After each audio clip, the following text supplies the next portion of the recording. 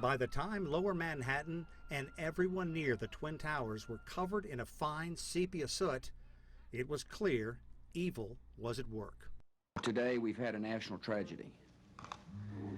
Two airplanes have crashed into the World Trade Center in an apparent terrorist attack on our country. It galvanized the U.S. Congress, and the United States made it clear. The people who knocked these buildings down will hear all of us soon. It would send U.S. troops to Afghanistan.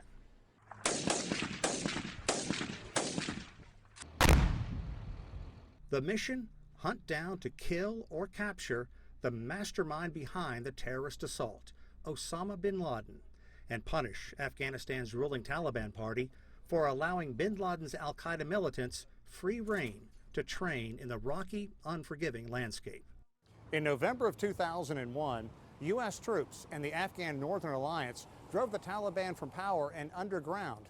What no one knew back then, the U.S. presence in Afghanistan would drag on 20 years. Reconstruction began in the country. The lives of girls and women dramatically improved. During one of CGTN's trips to Afghanistan, we met Laila Haidari, a powerful human rights advocate. I believe human rights are women's rights, and I will fight for them. With money from her restaurant, she worked with abused young girls and tried to get men addicted to heroin off the streets and healthy. By now, bin Laden had been captured and killed. But Afghanistan's government was awash in corruption, and the U.S. mission in the country seemed unfocused and, even worse, unending. The Taliban, too, had regrouped, and back in 2019, Afghanistan's weak government was negotiating a power-sharing pact, something that shocked Haidari.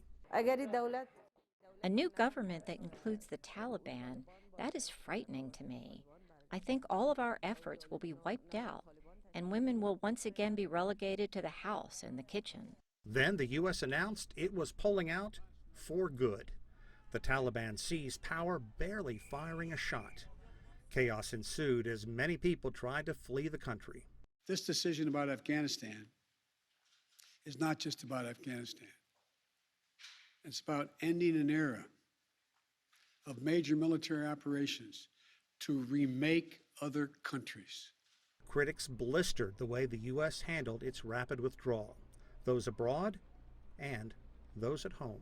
This is a shameful moment in America, and unfortunately we're so tribal that people are just like either going to go out and defend the administration or attack the last administration, which I think frankly both have screwed up Afghanistan.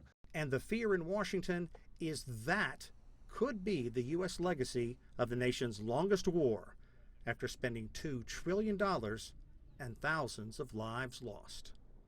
Sean Caleb, CGTN in Washington.